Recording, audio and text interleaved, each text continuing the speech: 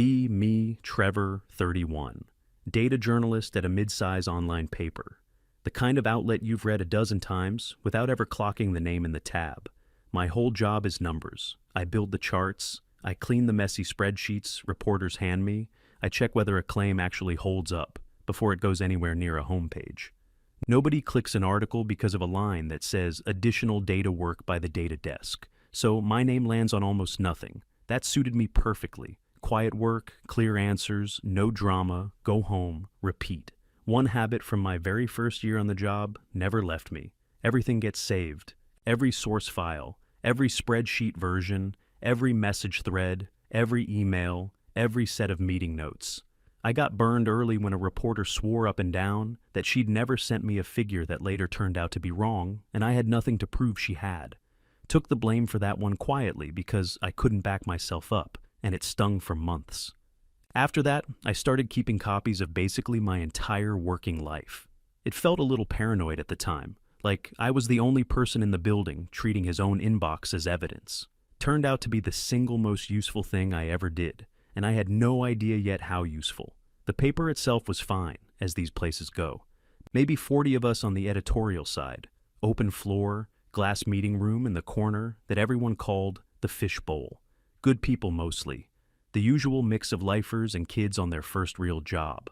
I'd been there long enough to count as part of the furniture. Furniture, it turns out, hears absolutely everything. A quick word on what the data desk actually is, since most people picture something fancier. It's me and a rotating intern in the corner with 2 big monitors and a lot of half-broken spreadsheets. Reporters come over when a number scares them, or when an editor wants a claim checked an hour before it runs. Most of the job is gently telling people their exciting finding is actually a rounding error. It doesn't make you popular, but it makes you necessary, and necessary is quieter and safer than popular. I'd made peace with being the guy who says, the data doesn't show that, long before any of this started. Now I have to bring in Maya, senior editor, and somewhere along the line, she'd handed herself the extra title of diversity lead.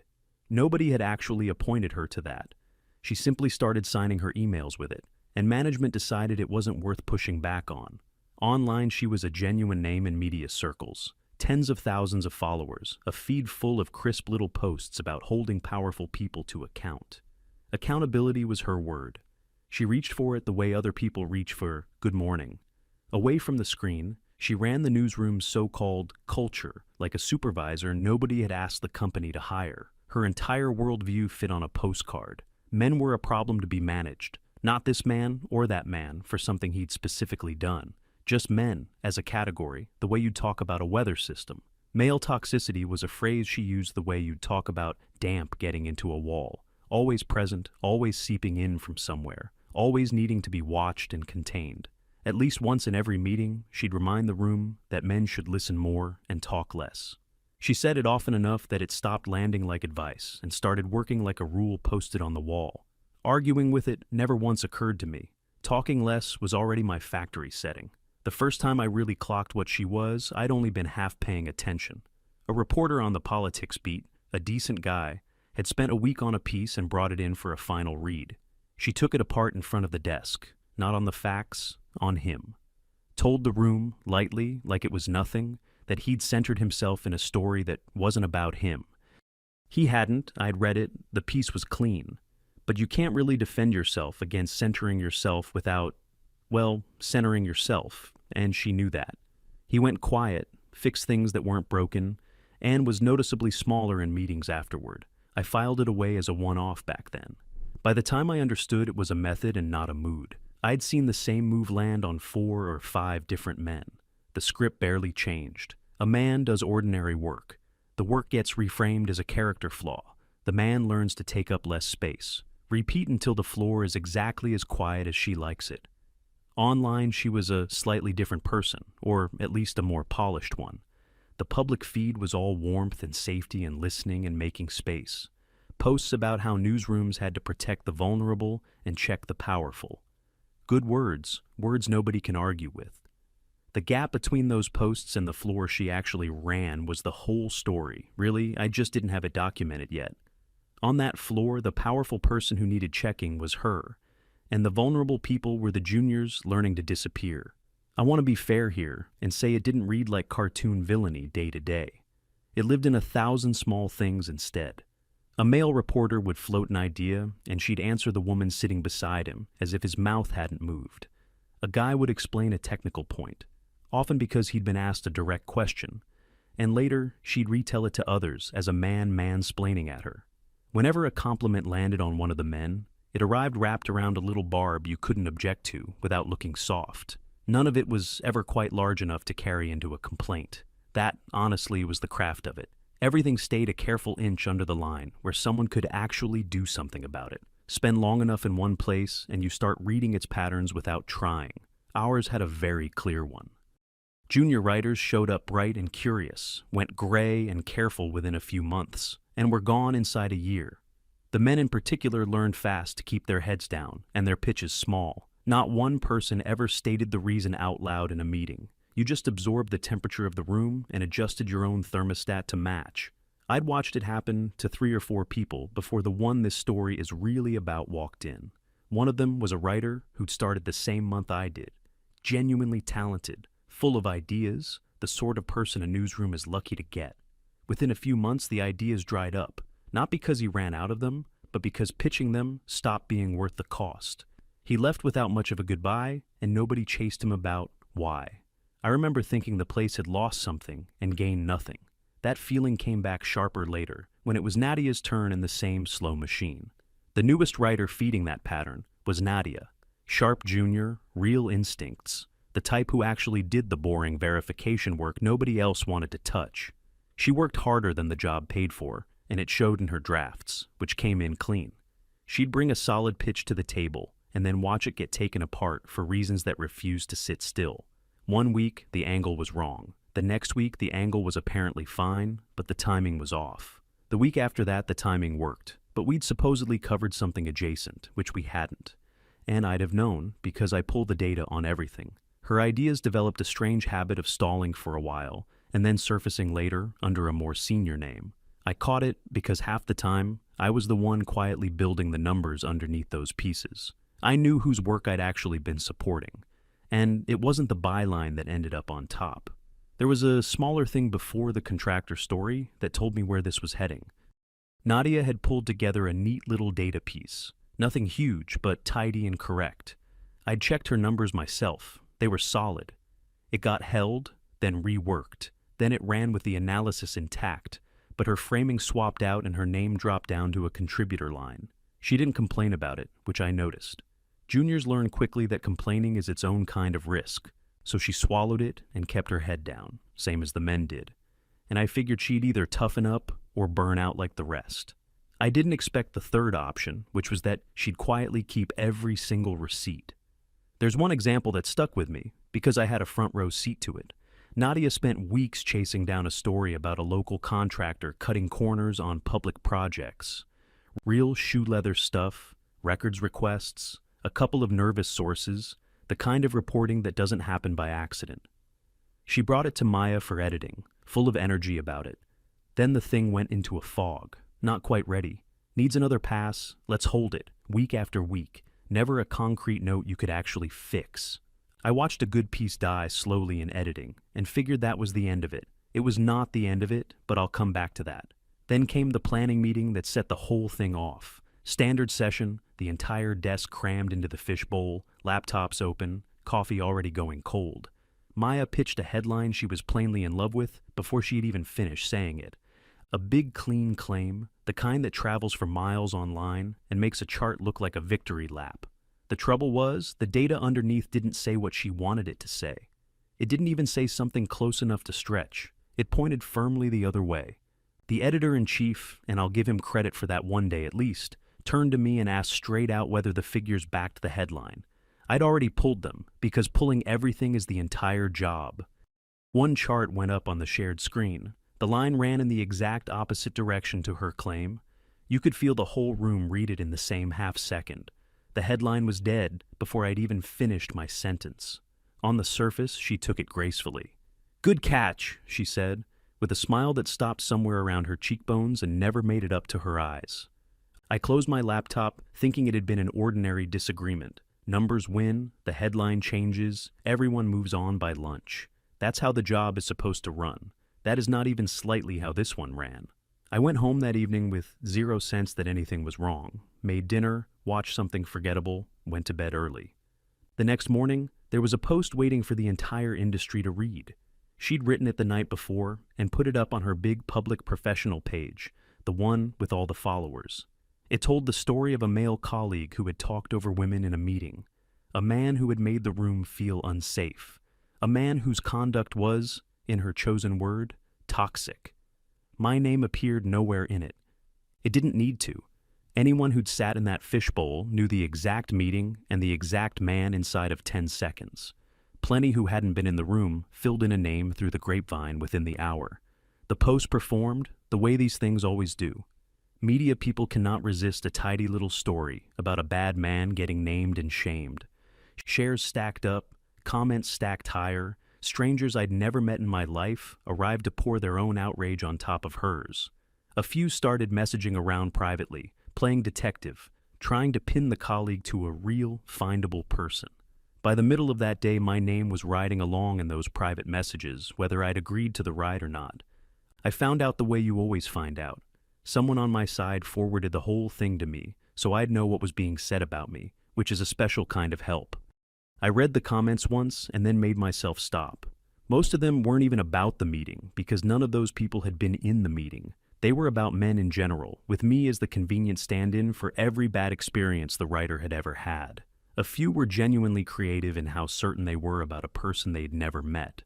Somebody decided I'd probably done worse that just hadn't come out yet, which is a neat trick, convicting a man for crimes nobody had even invented. The detective messages were the strangest part of the day. People piecing together which paper, which desk, which man, like it was a puzzle with a prize at the end. A couple of them got my name right and announced it, pleased with themselves. I spent that whole day at my desk doing my actual job, pulling numbers for other people's stories, while a small crowd online slowly agreed on who I was. I half expected it to fade by the next morning, the way internet things sometimes do. It did not fade. By the second day, it had picked up a few people with bigger followings, and the story had grown new details that never happened.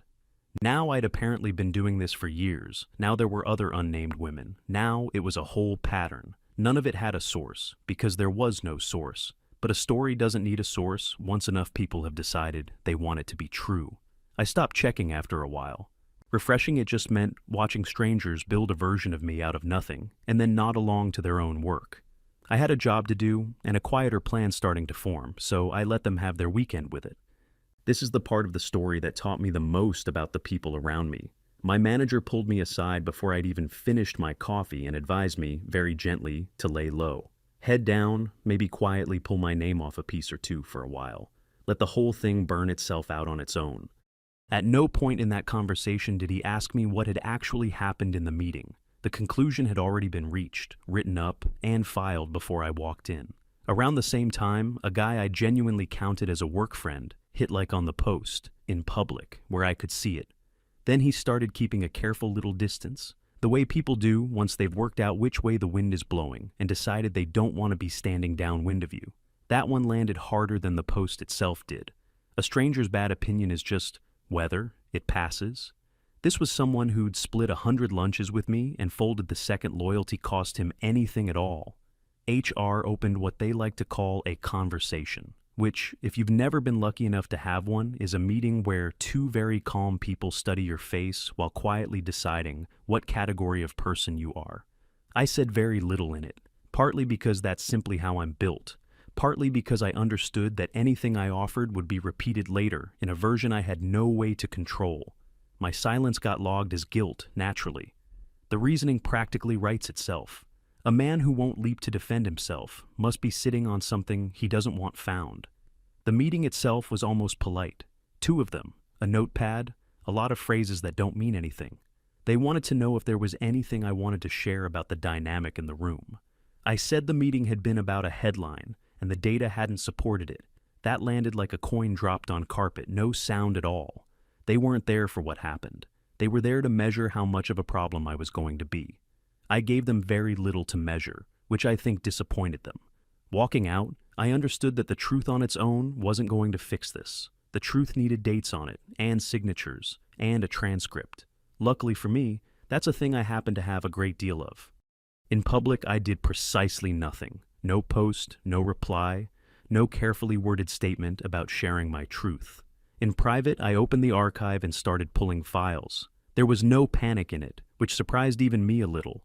I worked it the same way I'd work any assignment that crossed my desk, calm and in order, because that's quietly what it had become, a story. And I happen to be the man whose entire function is checking whether a story is actually true before it goes out the door. A day or two into all that, Nadia messaged me. She'd watched the post go up, watched the pile grow through the day, and done the arithmetic on her own. Over a private chat, she told me that Maya had run a slower, quieter version of the exact same play on her for the better part of a year. Not one loud public post, but a long grind. Pitches killed for reasons that kept shifting, credit quietly redistributed. Finished work that strolled out the door and came back wearing a more senior byline. And here's the part that mattered. She'd kept her own receipts, every draft, every email, every dated file, the whole paper trail of a year of being slowly erased. She'd reached the exact point of being done, carrying all of it by herself. We agreed to compare notes. Between her careful year of evidence and my years of saving literally everything, the full shape of the thing came together faster than I'd expected it to. We met up away from the building to actually talk, because neither of us trusted the company chat for this. She was nervous, and she had every reason to be. Stepping forward as a junior against a senior with a public following is not a smart career move on paper. I told her she didn't have to do any of it, that I could keep her name out of it and use only my own material. She thought about that for a while and then said no. Her point was simple, and it stuck with me. If only the man with years of seniority and a safe job spoke up, it stayed a he-said story, easy enough to wave away. But the quiet junior everyone assumed had nothing. Stepping up with a year of dated proof, that was a lot harder to argue with. She was right, and it was braver than I'd have been in her shoes at that age. So, we agreed to put both sets of records together and let the dates carry it. I want to walk through what we actually had, because the specifics are the entire point. Start with the meeting the whole internet was now arguing about. We record planning sessions for note-taking, everyone knows we do. There's a little light on the dock that comes on. I had that recording, and I had a clean transcript of it. The transcript was almost rude in how clear it was about who cut off whom. It wasn't me. Across the entire session, I'd spoken maybe 4 times, and every single word had been about the data on the screen. The person interrupting, raising her voice, talking over 2 other colleagues to keep a dead headline breathing was the same person who'd gone home that night and written a post, accusing a man of silencing women. Reading those 2 documents side by side did something to my blood pressure that I won't bother dramatizing for you. Next came the message history. Over the years, she'd left a long, casual trail across the company chat. Little asides about male coworkers that she very clearly filed under harmless jokes. Anytime a man explained anything to anyone, it became a story she'd retell later with a curled lip and a sigh. More than once in writing, she'd suggested the men in the newsroom should essentially sit down and stay quiet and let the room breathe. Not as one heated moment in a bad week that a person could forgive and forget. As a steady, cheerful drumbeat that had run for years and that she'd plainly never imagined anyone keeping. Her older public posts sang the same tune, just pitched a little higher. Before accountability became the entire brand, she'd put out a light-hearted little list about how men couldn't really be trusted to pitch ideas in meetings at all. Everyone had treated it as a joke the day it went up. It read extremely differently, sitting directly underneath a brand new post accusing a man of talking over women. The 2 of them captured in the same screenshot told a story she very much did not want anyone telling. The part that actually got under my skin had almost nothing to do with me. It was Nadia's investigation, that contractor story she'd built from absolutely nothing, source by nervous source, the one I'd watched die slowly in editing. It hadn't died at all. It had run, polished, prominent, given real space on the site, under Maya's name, with Nadia's months of work folded into a single line of thanks buried at the very bottom. I had every original draft of it, time-stamped, going back to well before Maya had touched a single word. Authorship there wasn't a question of opinion or vibe or who shaped it. The dates settled the whole thing on their own, no argument required. There was the intern as well, a young guy whose contract quietly failed to get renewed, not long after he disagreed with her in front of other people. I'm not going to sit here and claim I could prove the one thing caused the other. Cause and effect is a high bar, and I actually respect it. It's half my job. But the timing lived in the file right next to everything else, and any reasonable person could read it and draw their own line between the 2 points. There was one more piece, and it was the cleanest of all. An email, months old, where Maya had moved the contractor story off Nadia and onto the wider team for editorial reasons. That line read very differently once you knew the wider team had turned out to be exactly one person, and that person's name was the one that ran on the finished piece. I sat with all of it spread out for a while before I did anything. Part of me wanted to just send the whole bundle to the editor-in-chief and let the building handle it quietly, internally. I'd watched the building handle things internally before, though. Internal handling tends to mean a soft word, a softer landing, and the same pattern starting up again under a new junior within 6 months. The post had been public, the accusation had been public. My name had already traveled in public. Fixing a public thing in a private meeting just lets the public version stand as the true one forever. So the answer was obvious enough. Put the record exactly where the accusation already lived. I spent the better part of an evening just organizing it, not writing, organizing. A folder for the transcript, a folder for the chat history, a folder for the drafts, a folder for the public posts, each file named by its date. I checked every timestamp twice because one wrong date and the whole thing becomes the story instead of her. Where I could, I pulled the original file metadata, the kind that doesn't lie about when a document was actually created. Boring work, the most boring work in the world. And it was the exact work that would hold up under pressure. One thing this job has taught me is that loud accusations lose to quiet, dated paper almost every single time. People will argue with feelings all day long and never get tired. Nobody wins an argument with a file that was created 3 weeks before the date someone swears they wrote it. I assembled all of it the way I'd assemble any piece headed for publication. Clean, sourced, every item time-stamped, not one adjective anywhere in sight. I didn't write a single insult into it, never called her toxic, never called her anything at all. Name-calling would have dragged the whole thing back down into feelings and opinions, which was her home turf, not mine. I wanted it to live entirely on the record, where I actually held the advantage. Nadia read the whole thing through before any of it went anywhere, and she signed off on every part that touched her. That mattered to me more than the rest of it. I wasn't going to spend her year of quiet damage as ammunition without her own hand resting on it too. Then I posted, once, right there in the same space the storm was already raging, directly under the conversation she herself had lit. The meeting transcript, the chat messages, the older public posts, the dated drafts, all of it in order, a single line across the top.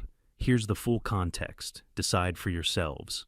That was the entire statement. No speech, no thread, no after careful thought. I've decided to share my side. Just the documents, laid out plainly for anyone who cared to read them. The turn was fast, genuinely faster than felt comfortable, even though it was finally working in my favor. The same crowd that had spent a full day demanding a name suddenly had a very different name held up in front of it. Her own favorite word circled the whole way around and landed squarely back on her. Accountability. People started spending it on her, in her replies, beneath her old posts, in every single corner she'd ever been loud in. The meeting recording was the piece that broke it wide open. You can always argue about a man's tone, his energy, how he supposedly made the room feel. You cannot argue with a transcript that catches you personally doing the precise thing you just publicly accused someone else of doing. The comments under her original post flipped from one mob into a completely different mob. And here's something I didn't expect to feel. I didn't enjoy that part nearly as much as you'd think. Mostly I just felt a long week of pressure finally lift off my chest. A few moments from that day stuck with me. One of the people who'd been loudest against me the day before quietly deleted their comments and said nothing about it. Somebody with a real following in the industry reshared the context and added that they'd seen this pattern before, which kicked off a whole second conversation I had no part in. The editor-in-chief read the entire thing. I know he did, because his whole tone toward me changed inside a single afternoon. A couple of the juniors messaged me, not to congratulate me, but to quietly say it had happened to them too, in smaller ways. That was the part that actually got to me. Not the strangers turning, but the people in my own building finally feeling safe enough to say a true thing out loud. The post had stopped being about me by then, and I was glad of it. It had become about a pattern a lot of people recognized and nobody had ever been able to point at until the dates finally made it pointable. Within a day, the second conversation had almost nothing to do with my paper at all. People across the industry started trading their own versions. The senior editor who'd quietly taken their work. The boss who preached one thing in public and ran the opposite in private. I wasn't the point anymore, which suited me fine. I'd never wanted to be the point in the first place.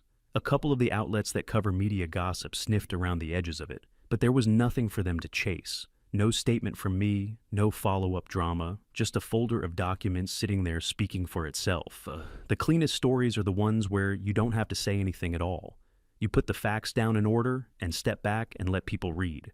Watching her try to respond to it in real time was a small education all on its own. First move was to edit the original post and quietly sand the sharpest edges off it. When that didn't hold, the post simply vanished altogether. Then comments got switched off across her whole feed, every last thread of it. Then the big public profile, the one with all those followers and all that hard-won accountability, went private. And not long after that, it was gone entirely, scrubbed. Here's the one detail she never accounted for. The screenshots existed before any of the deleting ever started, a great many of them, already sitting in a lot of different people's hands. If the data desk lives by one commandment above all the others, it's that there is always a backup. Pulling the original down just meant the whole conversation calmly moved on to the copies. And copies don't delete because you panicked. She did try one more thing before the profile disappeared.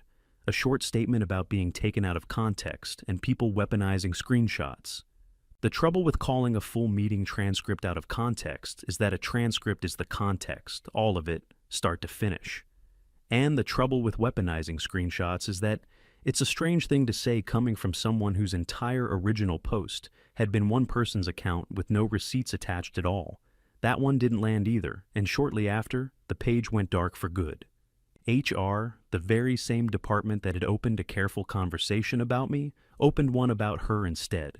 Same beige room, same measured faces, brand new subject sitting in the hot chair.